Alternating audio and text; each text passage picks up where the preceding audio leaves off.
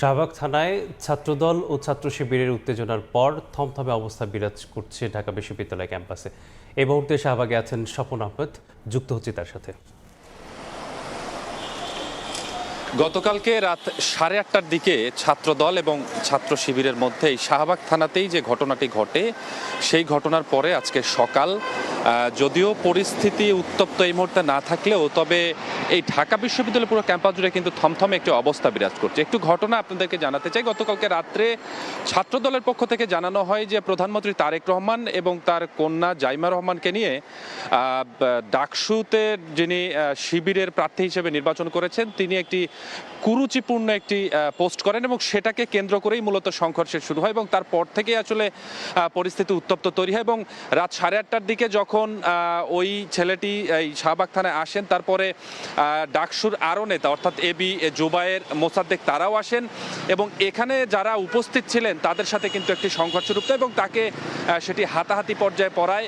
এই ঘটনায় তখনই কিন্তু প্রায় 10 থেকে 11 জন আহত হয়। এর মধ্যে বেশ কয়েকজন সাংবাদিকও আহত হয় এমন তথ্য আমরা পেয়েছি।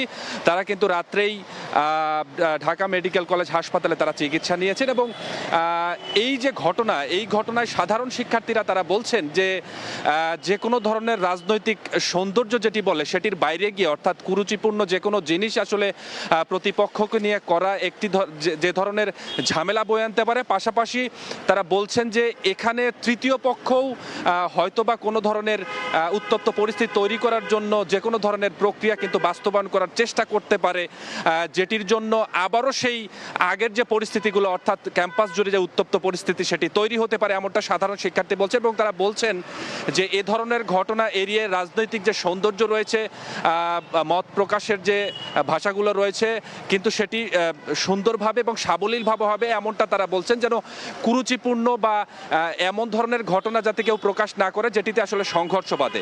এর বাইরেও যেটি বললাম, তারা বলছেন যে এখানে তৃতীয় পক্ষ যারা আসলে সুযোগটি নেওয়ার জন্য রয়েছে তারা যেন এই ধরনের সুযোগ না পারে এবং ক্যাম্পাসে যেন কোনো ধরনের এই অপ্রীতিকর পরিস্থিতি এবং উত্তপ্তকর পরিস্থিতি আবারও তৈরি না হয়। তবে আরেকটি বিষয় বলতে হয়, বেশ কয়েকদিন ধরেই আসলে চট্টগ্রামে যে দেয়াল লেখন কর্মসূচিকে ঘিরে ছাত্রদল এবং ছাত্র শিবিরের মধ্যে যে ঘটনাটি ঘটেছিল, তারপর থেকেই মূলত ঢাকা বিশ্ববিদ্যালয় ক্যাম্পাস কিন্তু কিছুটা উত্তপ্ত অবস্থায় ছিল। আমরা দেখেছি সেদিন রাতেই ঢাকা বিশ্ববিদ্যালয় ছাত্রদলের পক্ষ থেকে তারাও দেয়াল লেখন কর্মসূচি করেন এবং পরবর্তীতে বিজয় ৭১ হলে ডাকসুর যারা প্রতিনিধি ছিলেন, হল প্রতিনিধি ছিলেন, তাদের সাথে একটি কথা কাটাকাটি হয় এবং পরবর্তীতে ছাত্রদলের নেতারা সেখানে মিছিল করেন। তো গতকালকের যে ঘটনা, সেটিতে ছাত্রদলের পক্ষ থেকে যে অভিযোগগুলো করা হয়েছে যে কুরুচিপূর্ণ যে ফটোকার্ডটি ছাড়া হয়েছে সেটি ছাত্র শিবিরের পক্ষ থেকে ছাড়া হয়েছিল এবং সেটি নিয়েই মূলত সংঘর্ষ। এবং এই ঘটনার পর থেকে পুরো ক্যাম্পাস জুড়ে আসলে একটু থমথমে পরিস্থিতি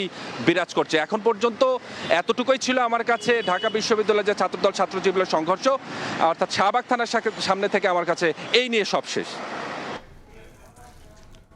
যুক্ত ছিলাম শাহবাগ থানার সামনে থেকে।